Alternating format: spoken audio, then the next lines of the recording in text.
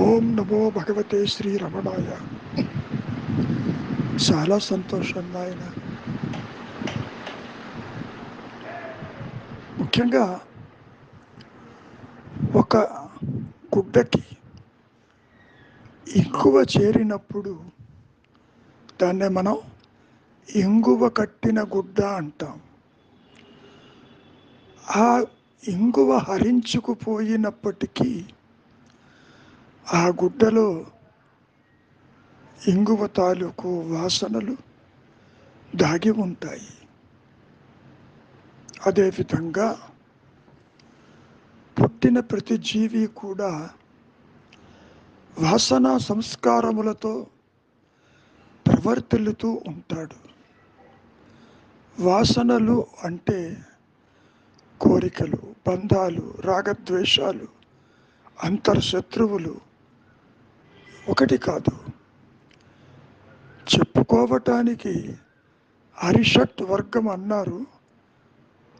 ఆరే కాదు, కామ క్రోధాది అరిషట్ వర్గాలే కాదు, కొన్ని వేల శత్రువులు నీతో ఉంటాయి. కోరికల రూపేణ, ద్వేషం రూపేణ ఒకటి కాదు. ఇవి దేహాన్ని వదిలిపోతున్నప్పుడు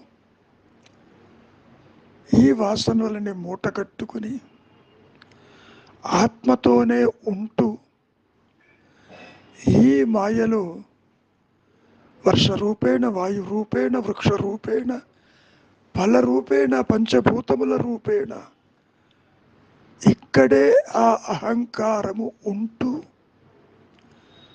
తిరిగి సమయం వచ్చినప్పుడు, స్త్రీ పురుషులు కలిసినప్పుడు ఆ దేహము ఈ జీవుణ్ణి ఆవహిస్తుంది. ఎందుకని? తన వాసనలు ఎక్కడైతే సఫలీకృతం అవుతుందో అక్కడ ఈ జీవుడు ఆ దేహాన్ని స్వీకరించి పుట్టి పెరుగుతూ నాది నాది అంటూ పెద్దవాడైన తరువాత ఈ వాసనలు, కోరికలు బయటకు వస్తాయి. ఏ విధంగా?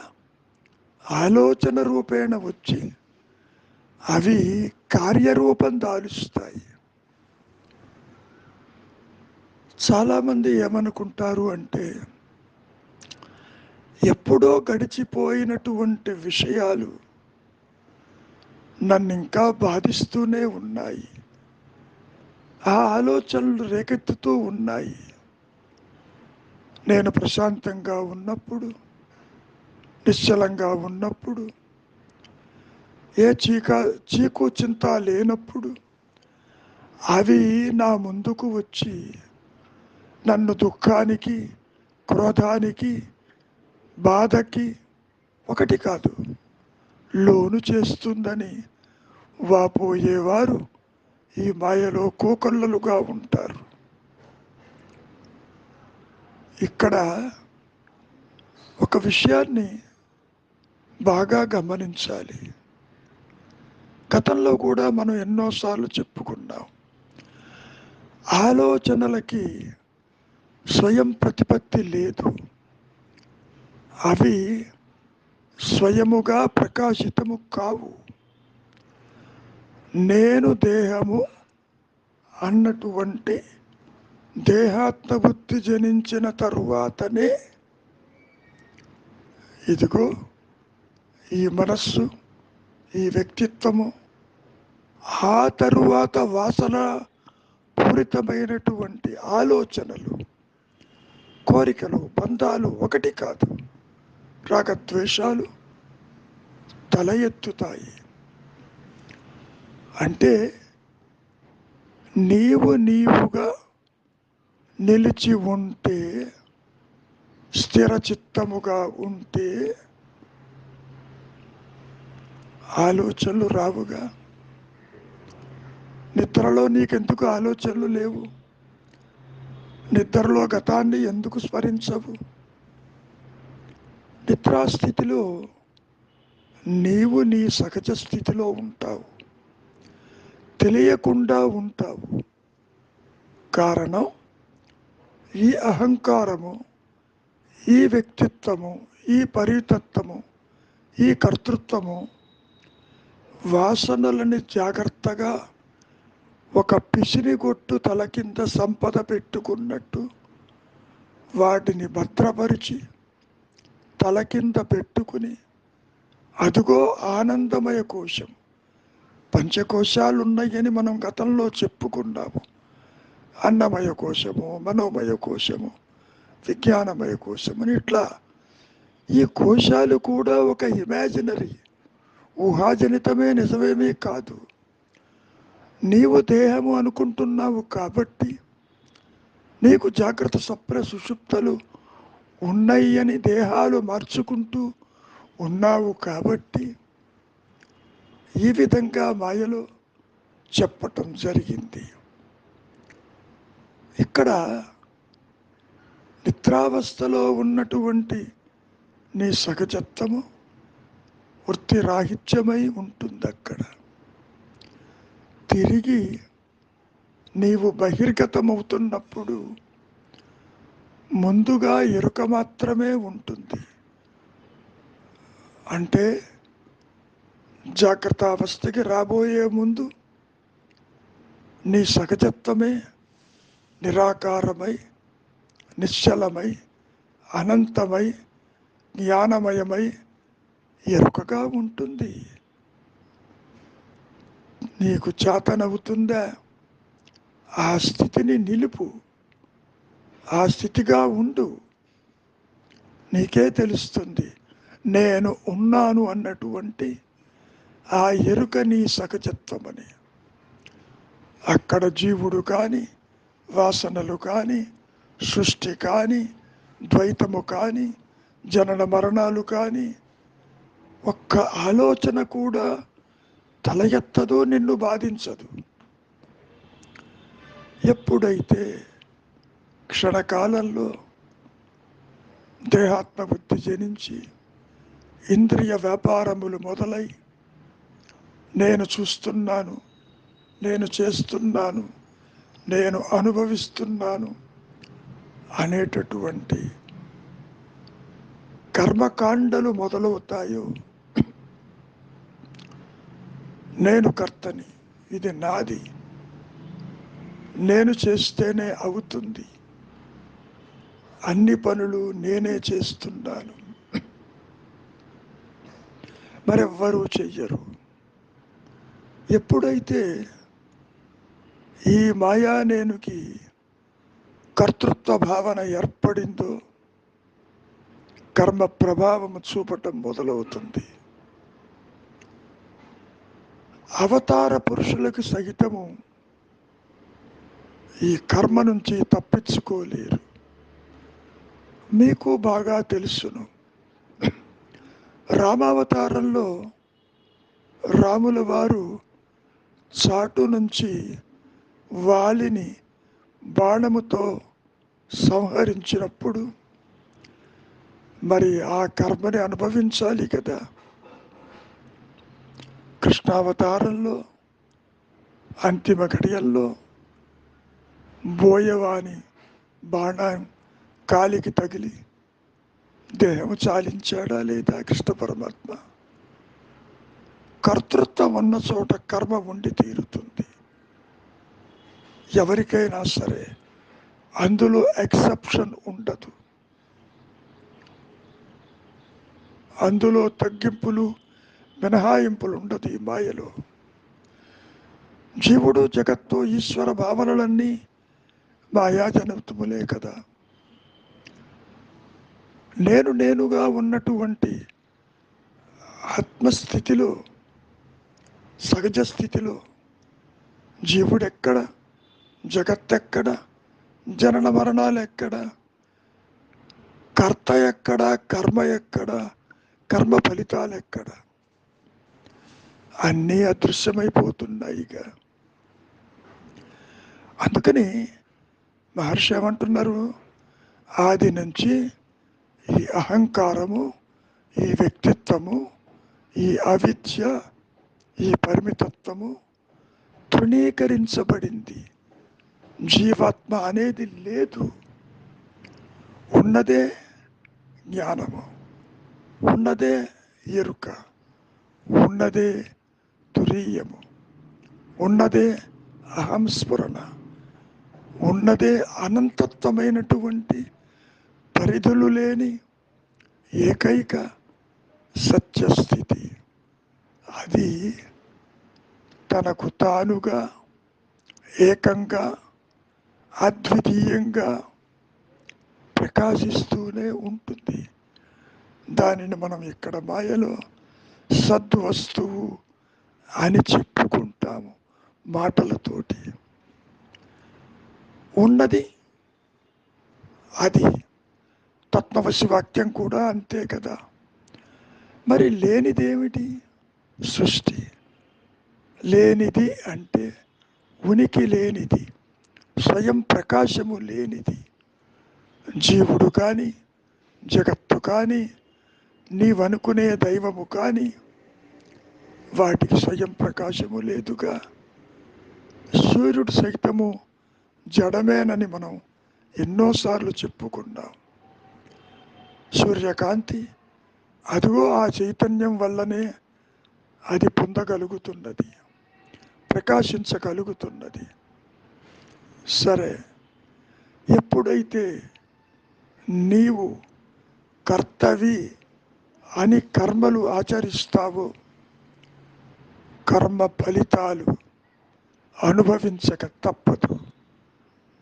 పునరపి మరణం, పునరపి జననం.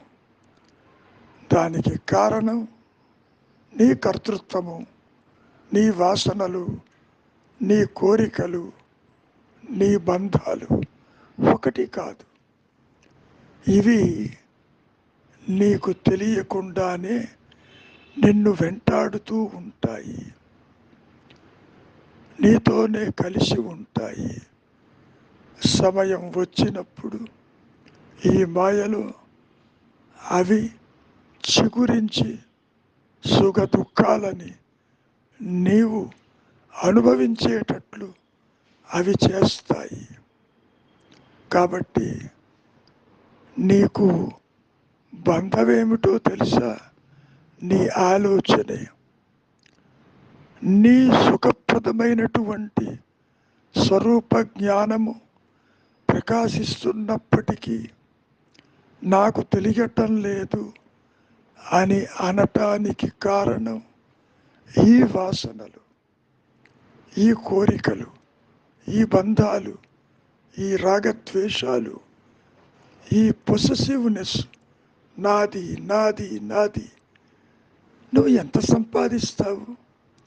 10 తరాలకి తరిపడ్డ సంపద నీవు సంపాదించిన వాటిపై వ్యామోహముతో దేహము చాలించినప్పుడు తిరిగి ఆ వాసన నిన్ను వెంటాడి పునరపి మరణం, పునరపి జననానికి దారితీసి తిరిగి మళ్ళీ నీవు అదే పని చేస్తావు. ఇంకా సంపాదన, ఇంకా సంపాదన, ఆస్తి కావాలి, ఇంకా కావాలి. ఏం చేసుకుంటావు? తృప్తి అనేది ఏ కోశాన నీకు ఏర్పడటం లేదు. ఇది చాలు అని నీవు ఎందుకు అనవు? ఉంటే బాగుండు, ఉంటే బాగుండునని సంపాదన వెంట పరిగెడుతున్నావే. మనిషి జీవించటానికి ఎంత కావాలి? కనుక ఎన్నోసార్లు రమణ మహర్షుల వారు ఈ విషయాన్ని ప్రస్తావిస్తూ బతకటానికి ఎంత తక్కువ కావాలి, అది ఎంత తృప్తినిస్తుంది. నీవు సంపాదన వెంట పరిగెడుతున్న కొద్దీ క్షణక్షణము భయపడుతూనే ఉంటావు. ఎవరు తీసుకెళ్తారో, అన్యక్రాంతం అవుతుందేమో, నా వాళ్ళు తింటారో లేదో అనేటువంటి భయంతోనే నీవు జీవితాన్ని గడుపుతూ చివరికి చాలిస్తావు. ఆ మోహంతో, ఆ వ్యామోహంతోనే తిరిగి మళ్ళీ జన్మిస్తావు. జన్మించి ఏం చేస్తున్నావు? మళ్ళీ అదే పని చేస్తున్నావు. అందుకని ఈ వాసనలు మల్టిప్లై అవుతాయి, క్యుములేటివ్గా నీవు తెచ్చుకుంటావు.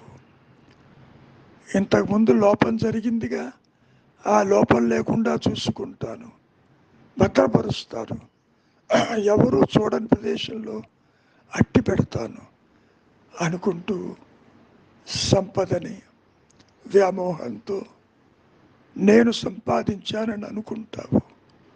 ఈ సంపద అంతా కూడా సృష్టికర్తదని తెలియదు. నాది నాది అనుకుంటూ మోహంలో పరిగెడతావు. అది ఎట్లా ఉంటుందంటే, ఒక శ్లేష్మంలో పడ్డ ఈగ బయటికి రాలేక అదే సంపద అనుకుంటూ చిక్కుకుపోయే రీతిలో ఈ నాది అనేటువంటి ఈ అహంకారము మోహంలో పడి కొట్టుమిట్టాడుతూ ఉంటుంది. చివరికి మరి ప్రతిదానికి ఆయువు ఉంటుంది కదా. ఆయువు అంటే పుట్టుక మరణము మధ్యలో ఉన్న వ్యవధి అని మనం చెప్పుకోవచ్చు. పుట్టింది గిట్టక తప్పదు, గిట్టింది తిరిగి పుట్టక తప్పదు. ఈ సందర్భంలో రమణ మహర్షుల వారు ఒక చిన్న హెచ్చరిక చేశారు. నీవు పుట్టలేదని తెలుసుకోమంటే పుట్టాను అంటున్నావు, బాగానే ఉంది. ఇప్పుడు పుట్టావు అంటే గతంలో మరణించి ఉండాలిగా, అవునా కదా? గత జన్మలో కూడా నీవు నాది అని, భార్యా బిడ్డలని, సంపదలని ఎంతో మోహంతో వాటిని అంటిపెట్టుకుని ఉన్నావే. చివరి క్షణాన వాళ్ళందరినీ వదిలి, ఆస్తిపాస్తులు వదిలి మరి నీవు ఇక్కడికి వచ్చావుగా. ఇప్పుడు తిరిగి నువ్వు ఏం చేస్తున్నావు? మళ్ళీ అదే పని చేస్తున్నావు. ఇప్పటికైనా నీకు కనివిప్పు రాలేదు, బంధరహితుడివి కావటం లేదు, మోహరహితుడివి కావటం లేదు. ఇంద్రియ వ్యాపారముల వెంట నీవు ఇంకా పరిగెడుతూ మోహంలో ఒక ఊబిలో చిక్కుకుపోయినట్లు పడిపోతున్నావు. నాది నాది నాది అనుకుంటూ చరిస్తున్నావు. నీది ఏది కాదు. నాది అని అంటున్నావు అంటే నీవు దానికి విడిగా ఉన్నట్టే కదా. ఆ విడిగా ఉన్నదేదో నీవు గుర్తించు. చింతావిహీనంగా వైరాగ్యము కలిగి ఉండు. నీతో కలిపి నీవు చూస్తున్న ఈ చరాచర సృష్టి యావత్తూ కూడా కళ వంటిది. ఈ కళ శాశ్వతము కాదు. నీవు కల్పించుకున్నటువంటి మోహావేశాలతో కూడినటువంటి ఈ మాయా జగత్తుని నీవు వదులుకో. ఏ విధంగా? అంతర్ముఖం చేత, చింతావిహీనం చేత, తీవ్ర వైరాగ్యము చేత. వైరాగ్యం అంటే ఇహపరభోగేషు ఇచ్చారాహిత్య విరాగ అని ఆదిశంకరులు ఏనాడో చెప్పి ఉన్నారు. కోరిక అనేది, బంధం అనేది జనించకుండా నీవెప్పుడైతే నిశ్చలుడవై, నిర్మలుడవై నిలిచి ఉంటావు, నీకు వద్దన్న నీ సహజత్వమే అక్కడ ప్రకాశిస్తూ ఉంటుంది. నీవు చేసే ఈ ప్రయత్నము అడ్డు తొలగించే ప్రయత్నమే తప్ప ఆత్మని ప్రకాశింపచేసేది కాదు. నీకు తెలిసినా తెలియకపోయినా నీవు పుట్టకముందు ఎరుకే ఉన్నది, పుట్టిన తరువాత ఎరుకే ఉంటుంది. ఈ దేహము రాలిపోయిన పెదప కూడా అదే ఉంటుంది. ఆత్మే శాశ్వతము. ఉన్నానన్న ఎరుక మాత్రమే నిత్యమై, సత్యమై, ఏకమై, అనంతమై, అద్వితీయమై ప్రకాశిస్తూ ఉంటుంది. దానికి పరిధులు లేవు. ఆత్మస్థితి యందు, అంటే నేను ఉన్నానన్న జ్ఞానమయ స్థితి యందు అన్యత్వము లేదు, జగత్తు లేదు, సృష్టి లేదు, జనన మరణాలు లేవు, మనం అనుకునే బంధమోక్షాలు లేవు. ఇవన్నీ కూడా మానసికమైన భావనలే తప్ప మరొకటి కాదు. ఎప్పుడైతే నీవు భావశూన్య స్థితికి ఏర్పడుతుందో, తెచ్చుకుంటావో, ఇది అసత్యమని గుర్తించి నీకు వద్దన్న నీ సహజత్వమే అక్కడ ప్రకాశిస్తూ ఉంటుంది. కొత్తగా ఏది రాదు. ఇది నా అనుభవం అని ఎన్నిసార్లు చెప్పినా నాకెప్పుడు ఆత్మజ్ఞానం వస్తుందనే ప్రశ్న తప్ప మరొకటి కాదు. మహర్షుల వారిని దర్శించటానికి దేశ విదేశాల నుంచి ఎందరూ వచ్చినప్పటికీ అందరితో ఒకే మాట అనేవారు, నీవే ఆత్మవి, నీవే ఆత్మవి, ఆత్మను విడిచి నీవు లేవు, అంతర్ముఖంగా అంతర్ముఖంగా, చింతావిహీనంగా అని సూచించేవారే తప్ప ఎవరైనా ఎవరికి ఆత్మజ్ఞానం అందించారా? లేదు కదా. నీవనుకునే గురువులు ఎందరున్నప్పటికీ వారు ఆత్మజ్ఞానము నీకు అందించరు. అది పవిత్ర గ్రంథాలలో ఉండదు, ఆకాశం నుంచి ఊడిపడదు. నీవు అదై ఉన్నావు అని ఎన్నిసార్లు చెప్పినా నాకు తెలియటం లేదనేటువంటి సమాధానంతోనే నీవు తృప్తి చెందుతున్నావు తప్ప మరొకటి కాదు. ఎవరి నేను? ఎవరికి తెలియటం లేదు. ఎవరు ఆత్మని తెలుసుకోవాలి? ఇక్కడ నీవు మాయలో నీ దేహాన్ని, సంసారాన్ని, జగత్తుని చూస్తున్నావు. నీ వాసనల యొక్క అనుభవం ఇక్కడ బాగా కనపడుతుంది, స్వప్నంలో కూడా కనపడుతుంది. స్వప్నంలో కూడా స్వప్న కోరికలతో, స్వప్న భోజనాలతో, స్వప్నంతో కూడిన ఇంద్రియ వ్యాపారాలతో నీవు మరి అనుభవిస్తున్నావా లేదా? అవన్నీ వాసనలు కాక మరేమిటి? వాసన రాహిత్యానికి నీవు అసలు విచారించటం లేదు. నీవు దేహం అనుకుంటున్నావు నాయన, దేహ ధర్మాలు నీ ధర్మాలు అనుకుంటున్నావు, దేహం పుట్టుక నీ పుట్టుక అనుకుంటున్నావు. ఈ సందర్భంలో మహర్షుల వారు ఒక విషయాన్ని చాలా స్పష్టం చేశారు. దేహస్మృతి లేకపోయినా, దేహస్ఫురణ లేకపోయినా నీవు సుషుప్తావస్థలో, నిద్రావస్థలో ఉన్నావా లేదా? ఉన్నాననే అంటావు, అయినా నాకు తెలియదంటావు. ఆ ఉన్నదేదో నీ సహజత్వము. ఉన్నది ఉన్నట్టు ప్రకాశిస్తూనే ఉన్నది. నీవు చెయ్యవలసింది ఈ జాగ్రత్తావస్థలో, నిద్రాస్థితిలో ఉన్నటువంటి నీ సహజత్వం ఇప్పుడు కూడా ఉన్నది. జాగ్రత్త సుషుప్తి తీసుకురా, జాగ్రత్తలో నిద్రించు.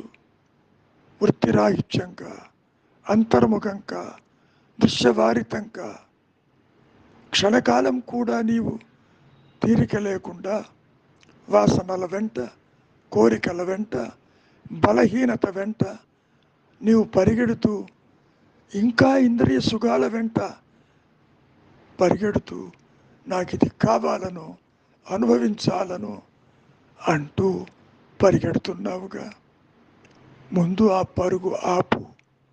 నీతో కలిపి నీవు చూస్తున్నదంతా అనిత్యమని నీకు తెలుసు, అసత్యమని తెలియదు.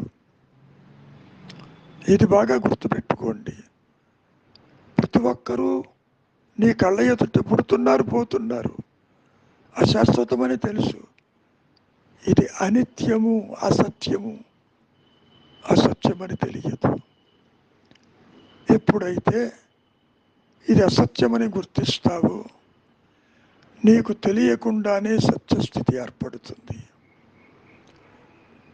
అంటే అడ్డు తొలగించే ప్రయత్నమే ఇక్కడ నీవు చేస్తున్నావు. కోరికల వెంట, వాసనల వెంట, బంధాల వెంట, ఇంద్రియ వ్యాపారముల వెంట వాటికి బానిసై కూర్చున్నావుగా. ఆ బానిసత్వాన్నించి నీవే బయటపడాలి. నీకు ఎవరూ సహాయం చెయ్యరు. ఎవరికి వారే సహాయపడి వివేకముతో, విచారముతో ప్రవర్తిల్లాలి. ఎందరూ ఎన్ని రకాలుగా చెప్పినా చివరికి నీలో మార్పు నీవే తెచ్చుకోవాలి. బంధరహితమై, ద్వంద్వరహితమై, నిశ్చలమై నీవు నిలిచి ఉన్న స్థితిని అలవాటు చేసుకోవాలి. ఒకటే నేను ఉంటుంది, రెండు నేనులు ఉండవు. ఇప్పుడు నీవనుకున్న నేను మిథ్యా నేను, మాయా నేను, ఇది ఒక పిశాచం అన్నారు మహర్షుల వారు.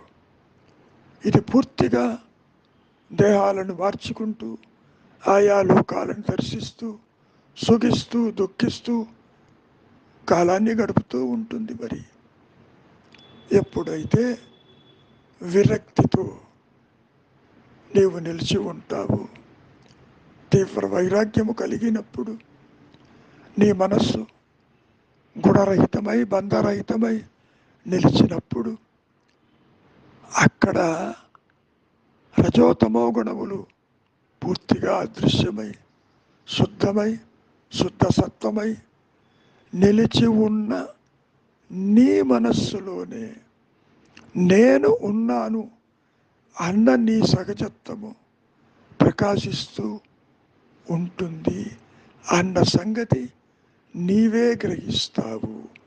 నీవే అంటే ఆత్మగా, నీ సహజత్వంగా నీవు గ్రహిస్తావు. ముఖ్యంగా నాయన, ఆత్మని విడిచి ఏదీ లేదు. విడిచి అంటే బంగారాన్ని విడిచి ఆభరణము లేనట్లు, తాడును విడిచి పావు లేనట్టు, ముత్యపు చిప్పను విడిచి వెండి లేనట్లు, సర్వానికి ఆధారమైనది, ఈ మాయకి ఆధారమైనది నేను ఉన్నాను అన్న నీ సహజత్వము.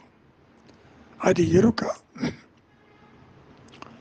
అది మూలములో ఉండబట్టి నేను దేహమని, నేను వ్యక్తినని, కోరికలున్నాయని, బంధాలున్నాయని, నేను సాధిస్తానని, పొందుతానని, సంపాదిస్తానని ప్రగల్భాలు పలుకుతూ మాయలో తిరుగుతున్నావు.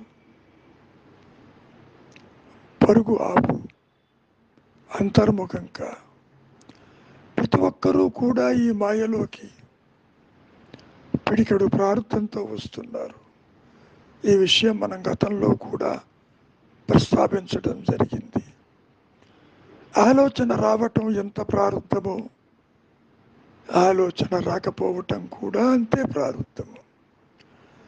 పరమేశ్వరుడు సృష్టికర్త జీవులని వాళ్ళ కర్మానుసారముగా, ప్రారంధానుసారముగా ఆడిస్తూ ఉంటాడు. కారణం కర్తురాజ్ఞయా ప్రాప్తితే బలం. ఈశ్వరుడి యొక్క అనుగ్రహం చేతనే నువ్వు చేసే కర్మలకి ఫలితాలుంటాయి. ఆ విషయం కృష్ణ పరమాత్మ కూడా గీతలో సుస్పష్టం చేయటం జరిగింది. కర్మ ఫలితాలు నీ చేతుల్లో లేవని కర్మలు మాంతావేమో, అలా కుదరదు. కర్మలు చెయ్యవలసిందే. ఫలితము నేను ఇస్తాను అంటూ చెప్పుకొచ్చారుగా. కాబట్టి కర్మ ఫలితాలని ఆశించకుండా కర్మ ఫలితాలని ఆ ఈశ్వరుడికి సమర్పించి కర్తృత్వ రహిత కర్మలని నీవు ఆచరించు. నీవు దేహము కాదు, దేహివి. దేహము కలిగినంత మాత్రాన నీవు దేహం ఎట్లా అవుతావు? అంతవరకు దేనికి? దేహముతోటి నిద్రిస్తున్నావా? పోని ఈ దేహంతో కలగంటున్నావా? లేదు కదా. దేహాన్ని అక్కడ పారేసి నీవుగా నిద్రిస్తున్నావా లేదా? కాబట్టి దేహం ఉంటే ఉంది. దేహము కలిగినంత మాత్రాన నీవు అది ఎట్లా అవుతావు? సంసారము కలిగినంత మాత్రాన సంసారం నీది అవుతుందా? భార్యాబిడ్డలు నా వాళ్ళు అంటావు, నీవు వాళ్ళు అవుతావా? కాదు కదా.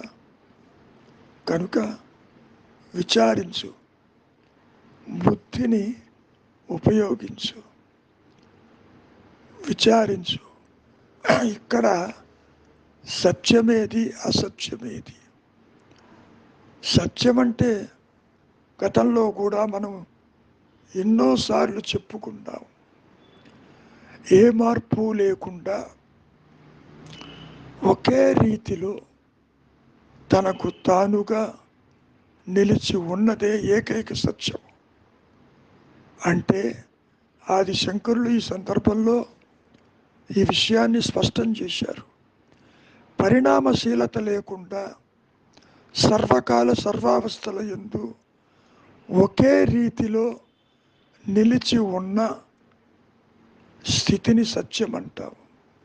అదే నేను ఉన్నానన్న ఎరుక మాత్రమే సత్యము, తురీయమే సత్యము, ఎగ్జిస్టెన్సే సత్యము. చాలా ఘనాతి ఘనంగా ఉంటుంది. అది పరిధులు లేక అవధులు లేక ప్రకాశిస్తుంది. నేనుగా నిలిచి ఉన్న స్ఫురణమయ స్థితి సత్యము. సరే, అసత్యం గురించి చెప్పక్కర్లేదు. పుట్టి పెరిగి నశిస్తుంది, దేహంతో పాటు పెరుగుతుంది, దేహ పరిమాణంతో ఉంటుంది. దేహం పోతే నేను పోతానంటుంది. తీరా విచారిస్తే అసలు చిచ్చడ గ్రంథే ఏర్పడలేదు. నిజానికి జడం ఎక్కడ? ఉన్నదే చైతన్యమైతే ఆత్మకన్యంగా ఒక జడం ఉండాలిగా. ఇప్పుడు నీవనుకునే దేహము జగత్తు నీ భావనలే కదా. దేహం ఆలోచన, జగత్ ఆలోచన, దైవం ఆలోచన, ఇవన్నీ వాసనాపూరితమైనటువంటి భావనలే తప్ప అవి సత్యం ఎట్లా అవుతాయి? ఈ విషయం ఆదిశంకరులు కూడా చాలా స్పష్టం చేశారు. జగత్తు సత్యమైతే, నీ దేహమే సత్యమైతే, నీవు నిద్రించేటప్పుడు ఈ సత్యం ఎందుకు ఉండదు నీతోటి? కాబట్టి అది ఉండటం లేదు. స్థూల దేహము లేక జగత్తును చూచిన వాళ్ళు ఉన్నారా అని రమణ మహర్షులు వారు ప్రశ్నించారు. కాబట్టి ఈ మాయానేనే దేహము, మాయానేనే జగత్తు, ఈ మాయానేనే సర్వము తానుగా అనుకుంటుంది. వాసనల వల్ల, కోరికల వల్ల, బంధం వల్ల. తీరా విచారిస్తే అట్టి నేను జనించలేదని. పాము ఎక్కడన్నా ఉందా? భ్రాంతి కదా. ఆభాస కాంతిలో నీవు తాడుని తాడుగా కాక పాము భయం కలిగింది. ఇక్కడ కూడా నేనుగా ఉన్న ఆత్మస్థితిని సహజత్వమని నిలిచి ఉండక వాసనల చేత, కోరిక చేత, బంధము చేత, ఈర్ష్యాద్వేషముల చేత నీవు దేహమనుకుంటూ సర్వకర్మలు ఆచరిస్తూ తిరిగి పునరపి మరణం, పునరపి జననంలోకి, మాయలోకి చొచ్చుకుపోతున్నావు. అవిచారం వల్ల నీకు దుఃఖం కలుగుతుందన్నాడు వశిష్ఠుల వారు రాముల వారితో. దుఃఖానికి కారణం అవిచారం. విచారించటం లేదు. విచారించు. సత్యాన్ని నీ స్వరూపమని నీవే గుర్తిస్తావు. ఆత్మని గుర్తించటానికి ఈ మాయలో వేరు ఎరుక లేదు, లేదు, ఉండదు. కారణం ఆత్మ అంటే జ్ఞానము, అహంస్ఫురణ, ఉన్నానన్న ఎరుక, స్వయం ప్రకాశము, తన ఉనికిని తానుగా ప్రకాశింపచేసుకుని గుర్తించగలిగిన జ్ఞాన వృత్తి చేత అది నిరంతరము నిలిచి ఉన్నటువంటి ఏకైక సద్వస్తువని నీవు గుర్తించు. అది ఒకటే ఉంటుంది. జీవుడు కూడా ఒకడే ఉంటాడు. నువ్వు అనుకోవచ్చు, మరి సృష్టిని చూస్తున్నాను నాలాగే ఇతరులు ఉన్నారు కదా అని. అది నీ భావన. ఒక తాడుకి ఒకే పాము ఉంటుంది కదా. ఇక్కడ కూడా నేను ఉన్నాను అన్న ఎరుక ఒకటే ఉంటుంది.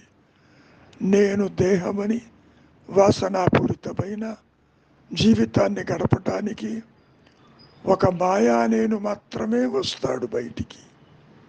వచ్చినట్లుగా ఉంటుంది. ఆ మాయా నేనుకి కలలో చూచినట్లు తనలాగే ఇతరులను చూస్తాడు. స్త్రీ పురుష భేదాన్ని చూస్తాడు. ఆకర్షితుడవుతాడు. వాళ్ళతో కలిసి ఉండాలని భావిస్తాడు. ఇదంతా స్వప్నతుల్యమే, మాయాజనితమే. దీనికి కారణం వాసనలు, కోరికలు, బంధాలు నిన్ను ప్రతి జన్మలోనూ వెంటాడుతూ ఉంటాయి. దీనికి అంతమంటూ లేదా అంటే ఉన్నది. అది నీ చేతుల్లో ఉన్నది.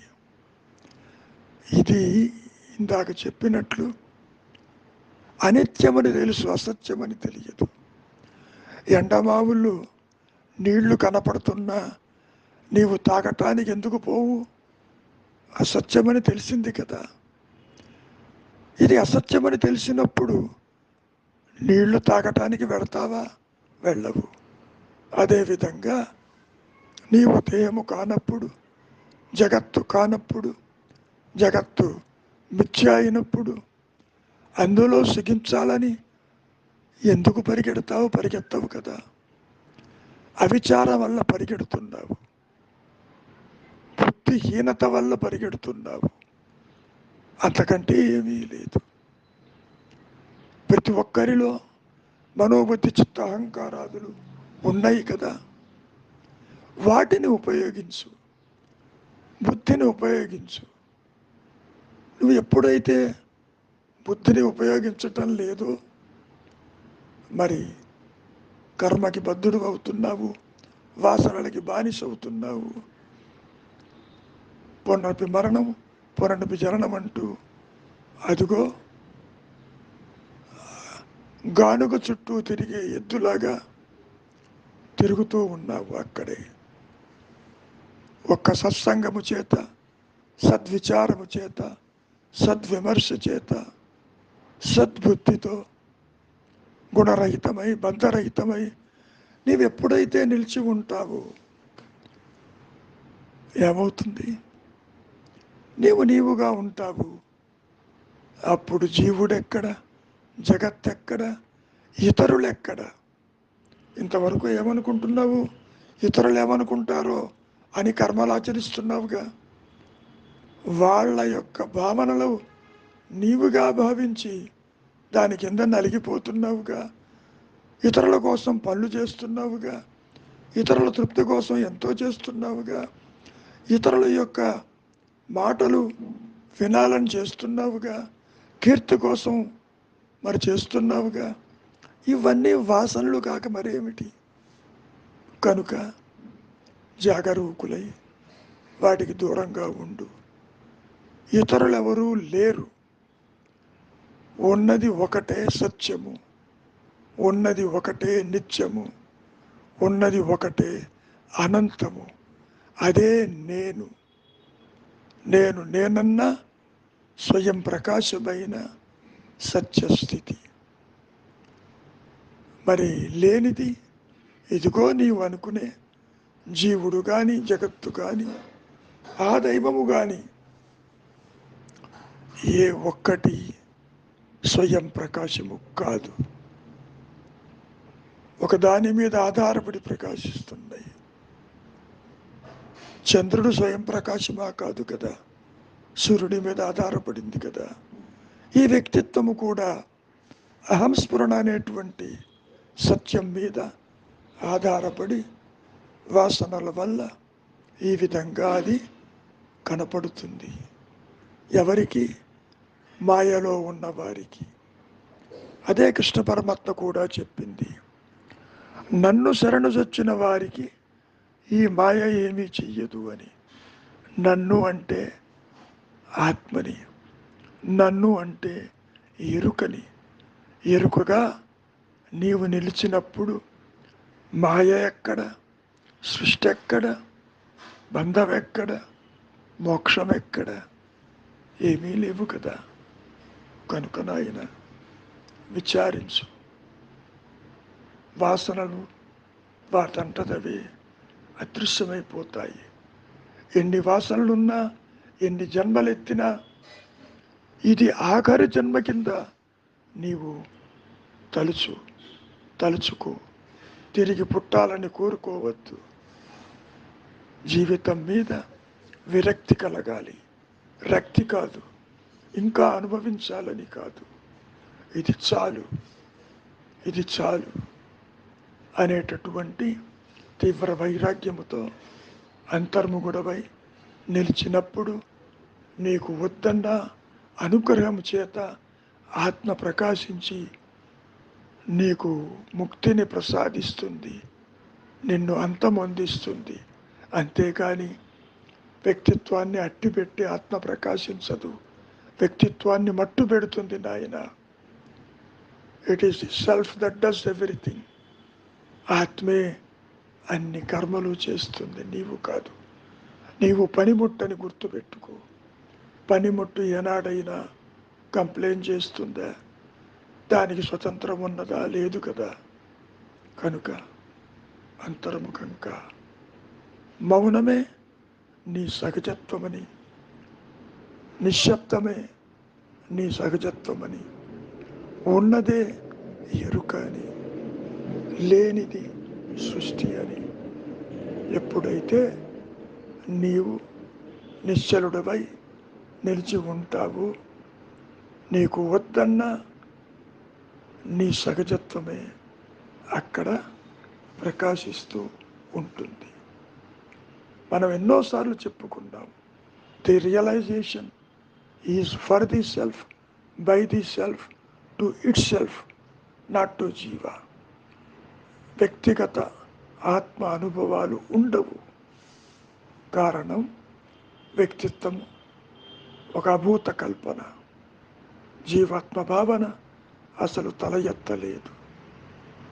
ఉన్నది ఎరుక, లేనిది సృష్టి అని నీవెప్పుడైతే నిలిచి ఉంటావో, జననం ఎక్కడా, మరణం ఎక్కడా, బంధం ఎక్కడా, మోక్షం ఎక్కడా, వాసనలెక్కడా, అనుభవించేవాడెవడు?